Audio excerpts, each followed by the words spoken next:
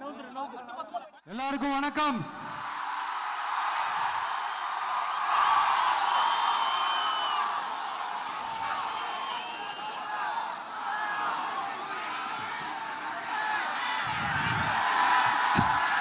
கிட்டத்தட்ட ஒரு 910 நாட்களுக்கு மேல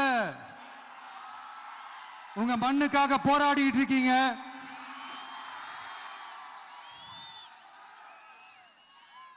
உங்க போராட்டத்தை பத்தி ராகுல்னு ஒரு பையன், சின்ன பையன் பேசினது நான் கேட்டேன். அந்த குழந்தையோட பேச்சு மனசு ஏதோ செஞ்சிருச்சு. உடனே உங்க எல்லாரையும் பார்க்கணும்னு தோணுச்சு, உங்க எல்லாரையும் கூட பேசி ஆகணும்னு தோணுச்சு. உங்க எல்லாரும் கூட நான் நிப்பேன், நீ தொடர்ந்து நிப்பேன் சொல்லணும்னு தோணுச்சு.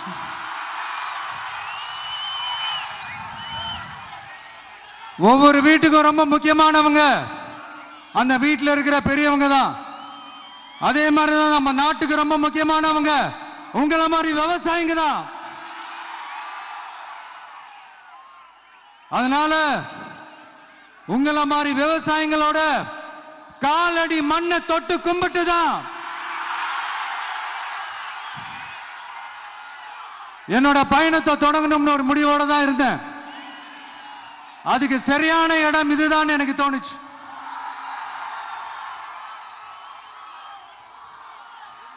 என்ன உங்க வீட்டில் இருக்கிற ஒரு மகனா என்னோட கள அரசியல் பயணம்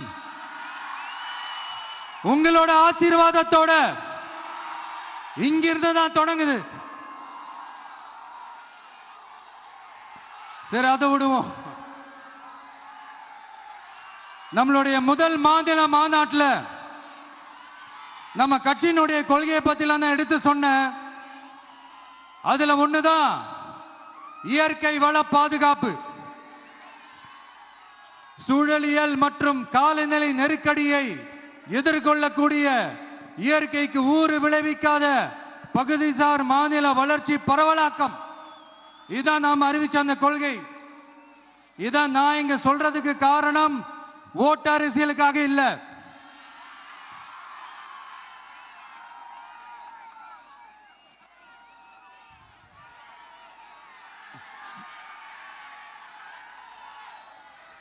இன்னொரு தீர்மானம் அதே மாநில மாநாட்டில் நான் சொன்னேன்.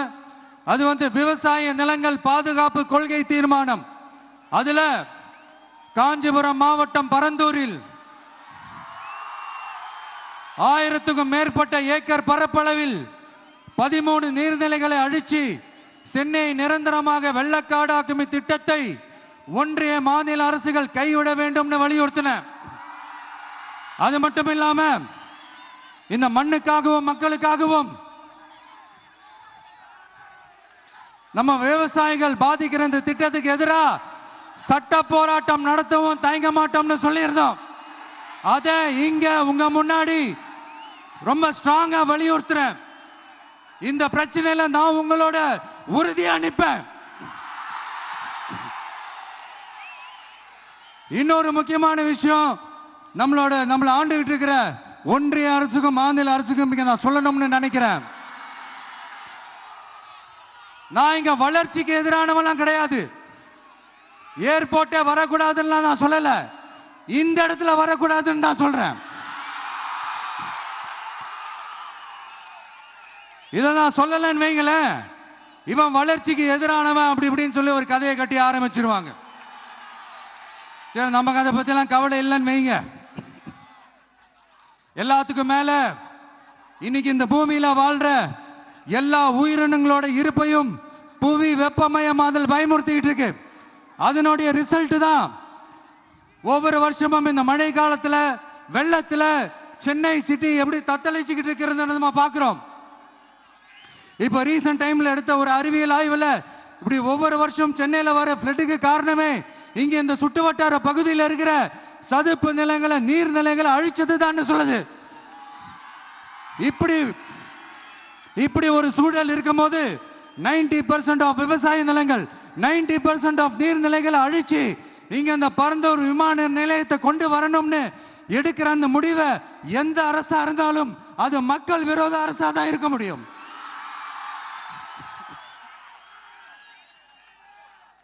இப்ப சமீபத்தில் நம்ம அரிட்டாப்பட்டி பகுதியில் அந்த டங்ஸ்டன் சுரங்கம் அமைக்கிறதை எதிர்த்து தமிழ்நாடு அரசு ஒரு தீர்மானம் ஒன்று கொண்டு வந்தாங்க. அதை நான் மனப்பூர்வமாக வரவேற்கிறேன். ஆனா அதே நிலைப்பாட்டை தானே இங்க நம்ம பரந்தூர் பிரச்சனையிலையும் எடுக்கணும்.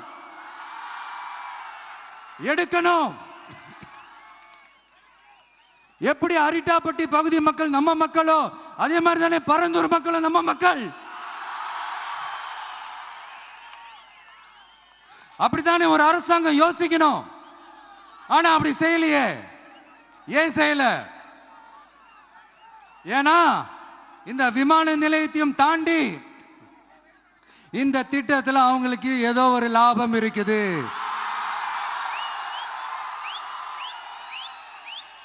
அதை நம்ம மக்கள் தெளிவா புரிஞ்சு வச்சிருக்கிறாங்க. நம்மளுடைய ஆட்சியாளர்களுக்கு ஒரு சில கேள்விகள். நீங்க எதிர்கட்சியா இருக்கும் போது 8 வழிச்சாலையை எதிர்த்தீங்க, அந்த காட்டுப்பள்ளி துறைமுகத்தை எடுத்தீங்க. அதே தானே இங்கேயும், அதே நிலைப்பாடு தானே இங்கேயும் எடுக்கணும். அது எப்படி நீங்க எதிர்கட்சியா இருக்கும் போது விவசாயிகளுக்கு ஆதரவு, ஆளுங்கட்சியா இருக்கும் போது விவசாயிகளுக்கு எதிர்ப்பா? இது எனக்கு புரியலையே.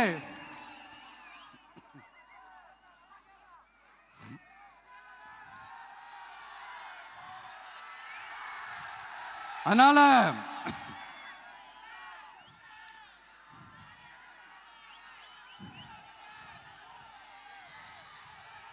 இனிமேலும் சொல்றேன், உங்க நாடகத்தெல்லாம் பார்த்துக்கிட்டு மக்கள் சும்மா இருக்க மாட்டாங்க. நீங்க உங்களோட வசதிக்காக அவங்களோட நிக்கிறதும் அவங்களோட நிக்காம இருக்கிறதும், நாடகம் ஆடுறதும் நாடகம் ஆடாம இருக்கிறதும், அது சரி. நம்புற மாதிரியே நாடகம் ஆடுறதுல தான் நீங்க கில்லாடிங்களாச்சு. அதையும் மீறி நம்ம விவசாயிங்க உங்க போராட்டத்துக்கு எதிராக போராடினாங்கன்னா பிரச்சனை தான். அதனால இனிமேல் உங்க நாடகத்தை பார்த்துக்கிட்டு மக்கள் சும்மா இருக்க மாட்டாங்க. உங்களோட இந்த விமான நிலையத்துக்காக நீங்க ஆய்வு செஞ்ச இடத்தை மறு ஆய்வு செய்யணும்னு ஒன்றிய அரசுக்கும் மாநில அரசுக்கும் நான் கேட்டுக்கிறேன். விவசாய நிலங்கள் இல்லாத இந்த பாதிப்புகள் குறைவா இருக்கிற இடங்களா பார்த்து உங்களுடைய விமான நிலையத்தை கொண்டு வாங்க. வளர்ச்சி தான் மக்களை முன்னேற்றம். ஆனா அந்த வளர்ச்சின்ற பேர்ல நடக்கிற அழிவு மக்களை ரொம்பவே பாதிக்கும்.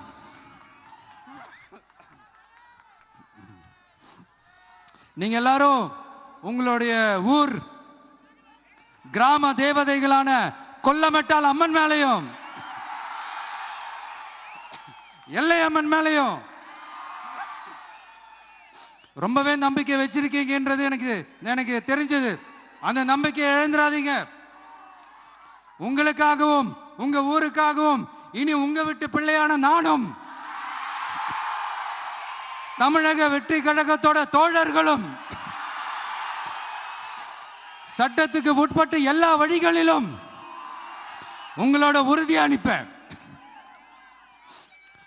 உங்களோட ஊருக்குள்ள ஏகனாபுரம் ஊருக்குள்ள வந்து அந்த திடல்ல தான் உங்க எல்லாரையும் மீட் பண்ணணும்னு நினைச்சேன். ஆனா எனக்கு பர்மிஷன் கிடைக்கல. இங்க தான் பர்மிஷன் கொடுத்தாங்க. நான் ஏன் ஊருக்குள்ள வரணும்னு தடையின்னு எனக்கு தெரியல. இப்படிதான் கொஞ்ச நாளைக்கு முன்னாடி நம்ம புள்ளிங்க ஒரு நோட்டீஸ் கொடுத்ததுக்கு தடை விதிச்சாங்க. ஒரு துண்டு சீட்டு நம்ம புள்ளிங்க கொடுத்ததுக்கு. அது ஏன்னு எனக்கு புரியல. அதனால கான்பிடண்டா இருங்க, நல்லதே நடக்கும், வெற்றி நிச்சயம். மீண்டும் சந்திக்கும் வரை நன்றி, வணக்கம்.